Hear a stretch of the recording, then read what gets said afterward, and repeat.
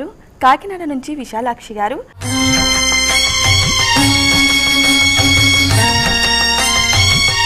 ఆంజనేయునికి సింధూరం అంటే ఎందుకు ప్రీతిపాత్రం? ముందుగా ఆంజనేయ స్వామికి నమస్కారం తెలియజేసుకుంటూ ప్రేక్షకులకు, భక్తి టీవీ ప్రేక్షకులకు హనుమత్ జయంతి శుభాకాంక్షలు తెలియజేసుకుంటూ, ఆంజనేయ స్వామికి సింధూరం అంటే ప్రీతికరం ఎందుకు? అసలు ఆంజనేయ స్వామి ఆలయం లేని గ్రామం అంటూ లేదు.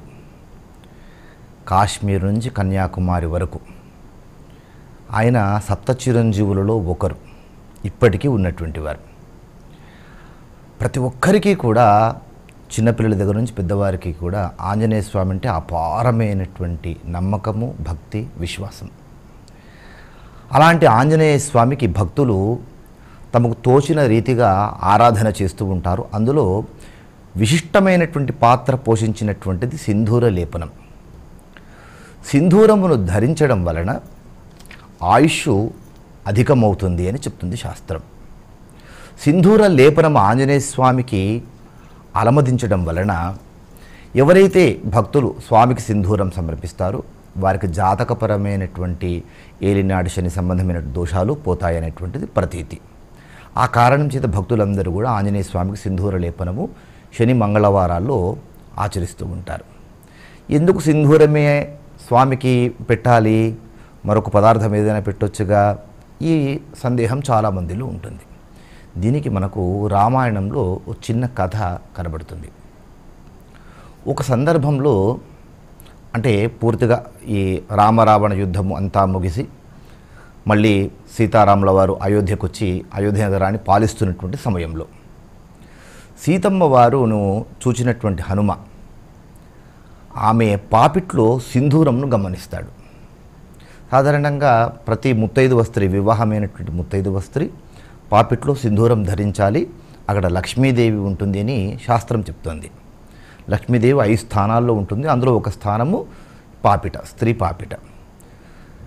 సింధూరమును అమ్మవారి ఈ పాపిట్లో చూసినటువంటి ఆంజనేయ స్వామి కుతూహలం కొద్దీ అడుగుతాడనమాట సీతమ్మ వారిని, తల్లి ఎందుకు మీరు పాపిట్లో సింధూరంను ధరించారు, నేను తెలుసుకోవాలనుకుంటున్నాను అని ఎంతో వినయ విధేయతలతో.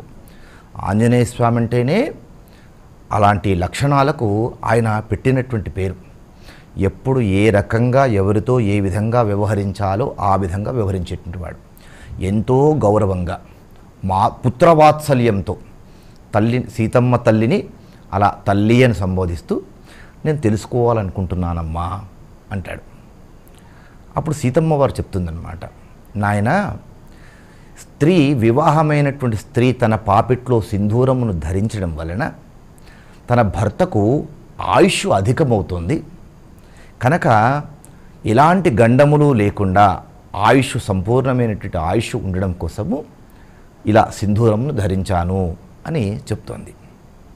అప్పుడు ఆంజనేయ స్వామి ఏం చేస్తాడంటే, ఓహో, సింధూరమును పాపిట్లో ధరిస్తే ఆయుష్ పెరుగుతుంది. ఎవరికి? రాముల వారికి. ఇంత సింధూరము పాపిట్లో ధరిస్తేనే కొంత ఆయుష్ పెరిగితే, శరీరం అంతా సింధూర లేపనం చేస్తే నా స్వామి ఆయుష్ ఎంత పెరుగుతుందో అనేటువంటి ఆ రామ భక్తితో ఆయన శరీరం అంతా సింధూర లేపనం చేసుకుంటాడట. అలా రాముల వారి మీద ఉన్నటువంటి అపారమైనటువంటి భక్తి చేత, రాముల వారి ఆయుష్ అధికమవ్వాలన్నటువంటి కోరిక చేత తన భక్తిని ఆ విధంగా చాటుకొని సింధూర లేపనం చేసుకున్నటువంటి సందర్భంగా అప్పటి నుంచి ఎవరైతే ఆంజనేయ స్వామికి సింధూర లేపనం చేస్తారో వారికి కూడా వారి జాతకంలో ఉన్నటువంటి గండాలు, దోషాలు తొలగిపోయి ఆయుష్ పెరుగుతుంది అనేటువంటిది ఒక ప్రతీతి. కనుక సింధూర లేపనం విషయంలో ఈ విధమైనటువంటి కథ మనకు రామాయణంలో కనబడుతుంది. ఆ కారణం చేత సింధూర లేపనం చేస్తారు.